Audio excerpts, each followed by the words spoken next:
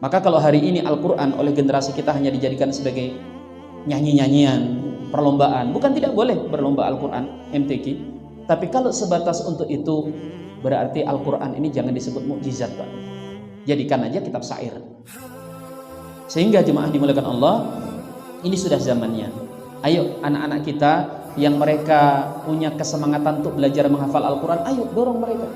Mereka ini yang nanti akan mengembalikan kejayaan umat Islam. Calon insinyur yang mendanai sudah banyak. Anak kalau cita-cita jadi dokter, banyak yang siap membayarkan SPP-nya.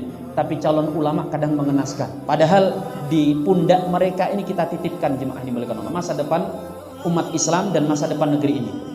Sehingga lewat kesempatan ini kita memohon kepada Allah Subhanahu wa taala, berdoa semoga dari negeri yang saya tahu, Pak, negeri Sumatera Barat ini negerinya para ulama.